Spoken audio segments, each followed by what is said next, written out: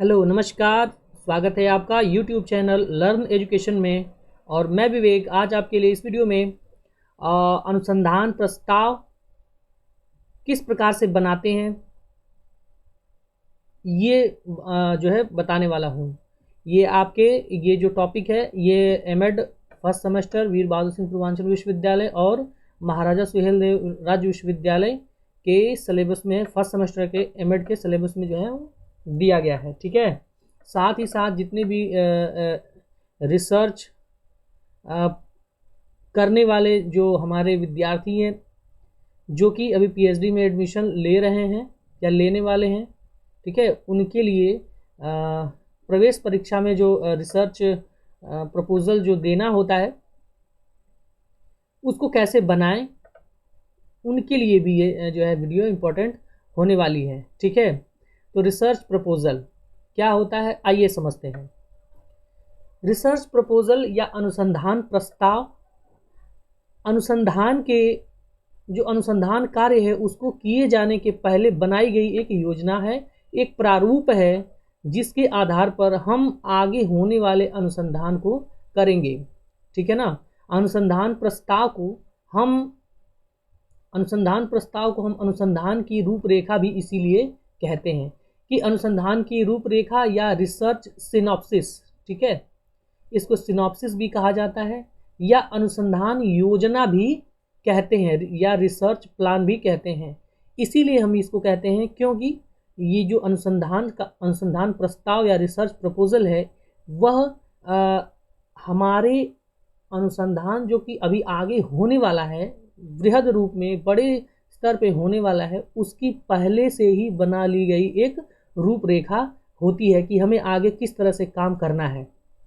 ठीक है ना, और इस रूपरेखा के आधार पर हम यह सुनिश्चित कर सकते हैं, ये तय कर सकते हैं कि आगे जो चीज़ें होंगी वह किस प्रकार से उसमें त्रुटियां उत्पन्न हो सकती हैं, कहाँ कहाँ कमियां हो सकती हैं या फिर इसको और भी कैसे सुधारा जा सकता है। इन सब की जानकारी पहले से ही हम जो है अनुसंधान प्रस्ताव के रूप में बना लेते हैं। ठीक है, तो वस्तुतः किसी भी अनुसंधान कार्य के लिए कि औपचारिक प्रारंभ से पहले अनुसंधान प्रस्ताव की तैयारी करनी होती है। ठीक है ना, यह संपूर्ण अनुसंधान में किए जाने वाले कार्यों की एक व्यवस्थित और प्रस्तावित योजना होती है जिसमें अनुसंधान के विभिन्न सोपानों के लिए लिए जाने वाले निर्णयों का उत्तर होता है। ठीक है, तो हमारे रिसर्च प्रपोजल या अनुसंधान प्रस्ताव में अनुसंधान में जितने भी निर्णय लिए जाएंगे, जितनी भी कार्य प्रणाली, जितने भी कार्य हम करेंगे उसके संबंध में पहले से ही हर प्रकार के निर्णयों को हम जो है एक अनुमान के रूप में पहले ही ले लेते हैं। ठीक है ना, इसलिए चूंकि यह आगे किए जाने वाले कार्यों का निर्णय पहले ही लिया जाता है, इसलिए जाहिर सी बात है कि ये एक उच्च स्तरीय सृजनात्मक कार्य है, यानी कि पूरे सोच समझ कर लिया जाने वाला या बनाया जाने वाला ये अनुसंधान प्रस्ताव होता है। ठीक है ना, इसके लिए विशेष अध्ययन, विमर्शी चिंतन और कुशल निर्णय लेने की जो है आवश्यकता होती है। ठीक है, इसमें अनुसंधानकर्ता अपने अनुसंधान से संबंधित सभी निर्णयों को लिखित रूप में प्रस्तुत करता है। ठीक है, जितने भी निर्णय होते हैं वह रिसर्च प्रपोजल में लिखित रूप में दिए जाते हैं जिनमें वह अनुसंधान में क्यों, कैसे और क्या करना चाहता है उसकी रूपरेखा का ब्लूप्रिंट यहाँ पर ये देता है।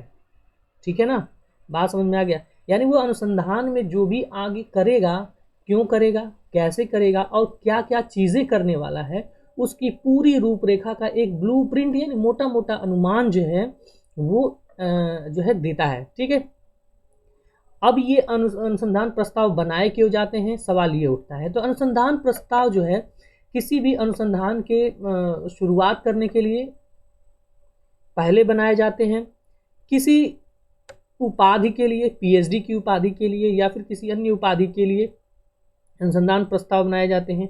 अनुदान प्राप्त करने के लिए आप रिसर्च करने जा रहे हैं, उसके लिए जो अनुदान या जो भी पैसा खर्च होने वाला है उसके लिए रिसर्च प्रपोजल बनाए जाते हैं ताकि जब हम किसी संस्था के सामने इस रिसर्च प्रपोजल को प्रस्तुत करें, है ना, उस संस्था को अगर इस प्रस्ताव में रुचि होगी तो वह आगे होने वाले रिसर्च या अनुसंधान के लिए हमें फंडिंग करेगा, ठीक है ना। तो इसके लिए ये जो है प्रस्तुत किए जाते हैं, अतः इसे अनुसंधान के प्रारंभ करने के पूर्व ही तैयार किया जाता है और प्रस्तुत किया जाता है, ठीक है। साथ ही ये जो अनुसंधान प्रस्ताव होते हैं ये संशोधन और परिमार्जन के लिए हमेशा खुले रहते हैं, क्योंकि इसमें क्योंकि हम जो भी प्लानिंग करते हैं, जो भी अनुमान बनाते हैं, उसमें कुछ खामियां कुछ त्रुटियां हो सकती हैं। इसलिए इनके सुधार के लिए हम अनुसंधान प्रस्तावों को संशोधन और परिमार्जन के लिए खुला रखते हैं। यह संशोधन अपने वरिष्ठों से, अपने जो है हमारे सहकर्मी हैं, सहपाठी हैं, उनसे बातचीत के द्वारा हम इसमें जो भी सुधार होने लायक होते हैं हम सुधार कर लेते हैं, ठीक है। बात समझ में आ गया होगा। तो ये है अनुसंधान प्रस्ताव और उसके बनाने का कारण, है ना, और वो किस प्रकार से ये बनाया जाता है, आगे हम इसको देखने वाले हैं, ठीक है। तो अनुसंधान प्रस्ताव के उद्देश्य क्या होते हैं, ये आइए हम अब समझ लेते हैं। अनुसंधान प्रस्ताव के उद्देश्य अनुसंधान से संबंधित समस्त कार्यों के पूर्वानुमान के लिए किया जाता है, यानी अनुसंधान में जो भी आगे कार्य किए जाने वाले हैं उसके बारे में हम पहले ही अनुमान लगा लेते हैं।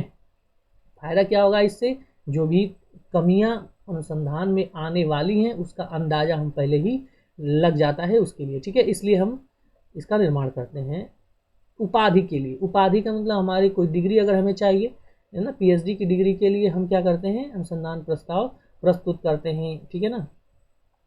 एमएड की डिग्री हुआ, एमए की डिग्री हुई, है ना, या पीएचडी की डिग्री हुई, उसके लिए अनुसंधान प्रस्ताव जो है दिया जाता है।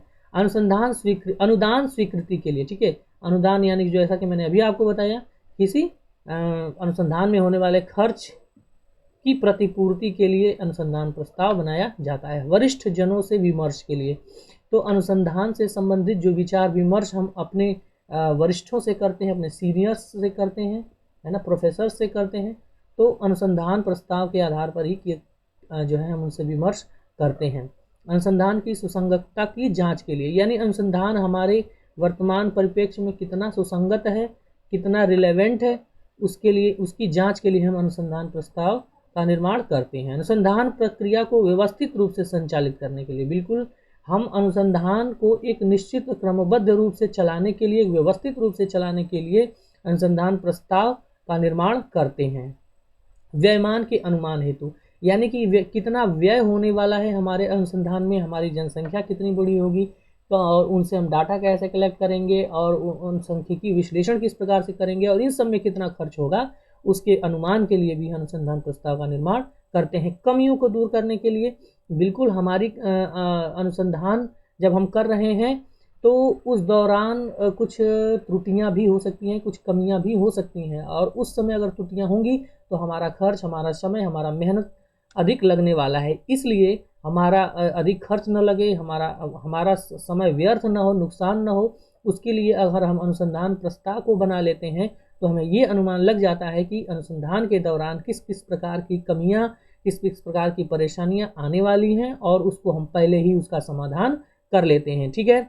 इसी तरह अनुसंधान की विस्तृत विवरण हेतु, ठीक है, यानी अनुसंधान के संबंध में प्रत्येक प्रकार का विवरण हम अनुसंधान प्रस्ताव में ही जान लेते हैं, बनाकर जो है जान लेते हैं, और अपने वरिष्ठों को, अपने सहपाठियों को, सहकर्मियों के से विमर्श करते हैं और उसमें सुधार जो है पहले ही कर लेते हैं, ठीक। तो पूरा विवरण हमारा अनुसंधान प्रस्ताव में होता है, हमारे अनुसंधान से संबंधित सभी कार्यों का, ठीक। तो ये अनुसंधान प्रस्ताव का उद्देश्य हो गया। अब आगे हम अनुसंधान प्रस्ताव के प्रमुख बिंदुओं की चर्चा जो है वो करेंगे कि किसी भी अनुसंधान प्रस्ताव में, खासतौर से शिक्षा से संबंधित अनुसंधान प्रस्ताव में कौन कौन से बिंदु जो है होने चाहिए। तो एक बात पहले मैं बता देना चाहता हूं कि यहाँ पर जितने भी बिंदु आपको दिए गए हैं, ये अनुसंधान की प्रकृति, उसके महत्व, उसके उद्देश्य, उसके कार्यविधि और प्रणाली के अनुसार जो है बदल सकते हैं, परंतु इसमें जो भी मुख्य चीज़ें हैं उसको हमने यहाँ पर सम्मिलित किया है। तो यहाँ पर जो भी बिंदु हैं ये किसी भी अनुसंधान प्रस्ताव में क्रमवार रूप में, जिस क्रम में ये दिया हुआ है उस क्रम में ये होने चाहिए। ठीक है, तो आइए हम इसको देख लेते हैं कि किस प्रकार से अनुसंधान प्रस्ताव में कौन कौन से बिंदु किस क्रम में होते हैं। तो सबसे पहली चीज़ यहाँ पर जो दी गई है वो है अनुसंधान समस्या का शीर्षक या कथन, शीर्षक कथन। ठीक है, तो शीर्षक कथन का मतलब हमारी जो समस्या है उस समस्या से संबंधित पहला टाइटल क्या होगा, यानी कि उस समस्या को ही हम जो है हेडिंग के रूप में जो हम लिखते हैं उसे हम कहते हैं समस्या का शीर्षक कथन। उदाहरण के लिए जैसे हम कोई रिसर्च करना चाहते हैं जो है हाँ माध्यमिक शिक्षा में माध्यमिक स्तर के विद्यार्थियों में के ऊपर सोशल मीडिया के प्रभाव का अध्ययन करना चाहते हैं। ठीक है, तो ये हमारा शीर्षक हो गया कि माध्यमिक स्तर के विद्यार्थियों पर सोशल मीडिया का प्रभाव, ये हमारा शीर्षक हो जाएगा। ठीक है, तो अनुसंधान समस्या प्रश्न क्या होंगे वो आगे हम देखेंगे, लेकिन हम सोशल मीडिया का प्रभाव माध्यमिक स्तर के विद्यार्थियों पर देखना चाहते हैं, तो ये हमारे अनुसंधान का शीर्षक हो गया, जो कि हम एक पेज पर जो पहले पेज जो हमारा पहला पेज होता है उस पहले पेज पर यहाँ पर शीर्षक के रूप में जो है चीज़ें लिखी होती हैं। अनुसंधान जो शीर्षक होता है वो बहुत बड़ा नहीं होना चाहिए, बहुत छोटा नहीं होना चाहिए, है ना, वो एक सीमित जो है वाक्यों में होना चाहिए, सीमित और सारगर्भित वाक्यों में जो है होना चाहिए। तो statement and title of the problem. ठीक, उसके बाद हम दूसरे हेडिंग के रूप में, दूसरे पॉइंट के रूप में परिचय को लेते हैं, यानी हमारा जो समस्या है, जो शीर्षक कथन है उसके परिचय के बारे में हम यहाँ पर देखेंगे। तो उसके अंतर्गत हम समस्या की पृष्ठभूमि को देखेंगे कि ये समस्या कहाँ से उत्पन्न हुई, हमें कहाँ से वो समस्या दिखी। ठीक है, तो समस्या की पृष्ठभूमि में हम देखेंगे कि समस्या क्या है ना, वो कहाँ से उत्पन्न हुई और किस प्रकार का प्रभाव आज उसका पड़ रहा है। ठीक है, तो पूरी पृष्ठभूमि के बारे में हम यहाँ पर इसकी चर्चा करेंगे और साथ ही उसी में हम अनुसंधान का औचित्य यानी जस्टिफिकेशन ऑफ रिसर्च, औचित्य में हम ये देखेंगे कि ये हम रिसर्च कर क्यों रहे हैं। ठीक है ना, क्या इस रिसर्च को करके हमें क्या जो है फ़ायदा मिलने वाला है, क्यों हम ऐसा इस रिसर्च को कर रहे हैं, इसका जस्टिफिकेशन जो है हम देंगे। ठीक है, उसके बाद तीसरा पॉइंट है कि समस्या कथन या समस्या का परिभाषीकरण, हम समस्या को परिभाषित करेंगे, स्टेटमेंट और डिफिनीशन ऑफ द प्रॉब्लम। ठीक, तो समस्या का परिभाषीकरण यहाँ पर किया जाता है, समस्या के बारे में, समस्या क्या है ये बताया जाता है। ठीक, वास्तव में समस्या क्या है और समस्या कथन यहाँ पर दिया जाता है। ठीक है, उसके बाद संक्षिप्त साहित्य समीक्षा, ये क्या होता है, उस समस्या से संबंधित जितने भी पूर्व में अनुसंधान या पत्र पत्रिकाएं छप चुकी हैं, पुस्तकें छप चुकी हैं, उन सभी की समीक्षा करते हैं, उन सभी को देखते हैं कि इस समस्या से संबंधित पहले से कितना जो है रिसर्च हो चुका है। ठीक है, उसके बाद उस आधार पर हम अनुसंधान प्रश्नों का निर्माण करते हैं, जिससे रिसर्च क्वेश्चन कहते हैं। कि जैसे एक रिसर्च क्वेश्चन हम ये बना सकते हैं, जैसे अभी हमने उदाहरण लिया कि माध्यमिक स्तर के विद्यार्थियों पर सोशल मीडिया का प्रभाव, तो हम ये प्रश्न ले सकते हैं कि क्या सोशल मीडिया का माध्यमिक स्तर के विद्यार्थियों पर सकारात्मक प्रभाव पड़ता है। ये इस तरह एक तरह का रिसर्च क्वेश्चन हो गया, अनुसंधान प्रश्न हो गया। तो इस तरह से कई प्रश्नों का निर्माण कर सकते हैं अलग अलग समस्या के संदर्भ में। ठीक है, तो अनुसंधान के उद्देश्य, अब यहाँ पर इस पॉइंट में हम क्या लिखेंगे, अनुसंधान के उद्देश्य में कि हम ये जो अनुसंधान कर रहे हैं इससे हमें क्या लाभ होने वाला है, कि अनुसंधान के द्वारा हम क्या जो है सिद्ध करना चाहते हैं, क्या क्या चीज़ों को प्राप्त करना चाहते हैं, वो अनुसंधान के उद्देश्यों के अंतर्गत लिखा जाता है। उसके बाद अनुसंधान परिकल्पनाएं और उनके तर्काधार, तो अनुसंधान परिकल्पनाएं क्या होती हैं, किस हमारे अनुसंधान समस्या के संभावित समाधान जो होते हैं वो अनुसंधान परिकल्पनाएं कहलाती हैं। ठीक है, तो अनुसंधान परिकल्पनाओं का निर्माण किया जाता है कि उस जो हमारी समस्या हमने ली है उस समस्या के संभावित समाधान क्या क्या हो सकते हैं, जितने भी अनुसंधान प्रश्न हमने लिए हैं। ठीक है, और उनके तर्काधार, यानी कि जो है हम वो जो है उसका संभावित उत्तर यही क्यों हो सकता है। ठीक है, इसको भी हम यहाँ पर वर्णित करते हैं। उसके बाद संक्रियात्मक परिभाषाएं या ऑपरेशनल डेफिनेशंस, हमारे अनुसंधान के अंतर्गत जितने भी टेक्निकल वर्ड्स आ रहे हैं, ठीक है, जितने भी चर आ रहे हैं, है ना, जिन चरों का हमें परीक्षण करना है उन सब की जो है उनको सबको परिभाषित करना आवश्यक होता है। ये क्यों किया जाता है? ताकि इसलिए कि कोई भ्रम रिसर्च के दौरान ये ना हो सके, किसी चर के बारे में कोई भ्रम ना उत्पन्न हो, ठीक है ना।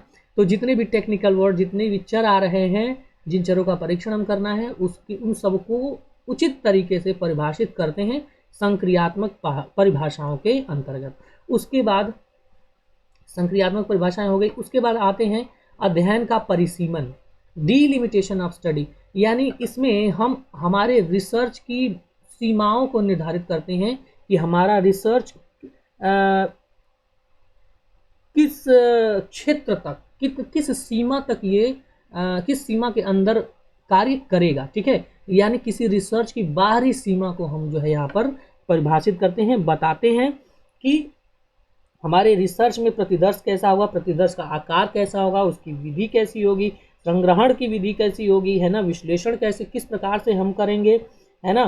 तो ये सब चीज़ें डिलिमिटेशन ऑफ स्टडी या अध्ययन के परिसीमन में करते हैं। कुल मिलाकर हम रिसर्च की सीमाओं का को यहाँ पर बताते हैं, ठीक है। उसके बाद अध्ययन का महत्व, जो हम रिसर्च में जिस समस्या शीर्षक कथन जिस समस्या का हम अध्ययन कर रहे हैं उसका महत्व क्या है, वह भविष्य में किस प्रकार से फायदेमंद हो सकता है, इसको हम जो है बताते हैं, ठीक है, अध्ययन के महत्व के अंतर्गत।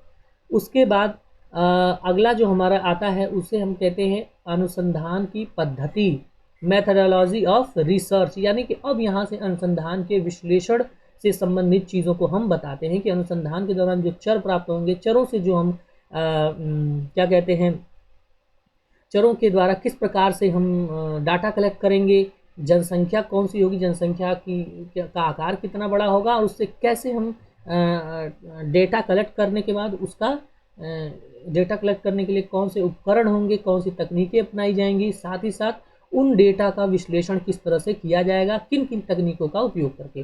तो वही यहाँ पर बताया गया है कि हम सबसे पहले अनुसंधान की विधि, हमारे अनुसंधान की प्रकृति के अनुसार कौन सी अनुसंधान की विधि अपनाएंगे, साथ ही साथ उस समस्या से संबंधित जनसंख्या क्या होगी और किस प्रकार से उस जनसंख्या से हम सैंपल को कलेक्ट करने वाले हैं, साथ ही उस सैंपल कलेक्ट करने के उपकरण क्या क्या होंगे, किस तरह हम प्रश्नावली द्वारा करेंगे या फिर जो है सर्वेक्षण द्वारा करेंगे, मैंने किस तरीके का हम उपयोग, किस उपकरण का उपयोग करके हम डेटा कलेक्ट करने वाले हैं। तो tools and techniques of data collection, ठीक है। उसके बाद अब हमारे पास जब डेटा आ जाएगा तो हम किस प्रकार से उस डेटा का विश्लेषण करेंगे, उन तकनीकों का यहाँ पर बताने वाले हैं टेक्निक्स ऑफ डाटा एनालिसिस के अंतर्गत, ठीक है। तो ये अनुसंधान पद्धति के अंतर्गत आने वाली यहाँ पर मेथडोलॉजी ऑफ रिसर्च के अंदर आने वाले जो है पॉइंट्स हम यहाँ पर इस पॉइंट के अंतर्गत दिखाएंगे, ठीक है। उसके बाद लास्ट में सबसे हम संदर्भ ग्रंथ सूची को बताते हैं कि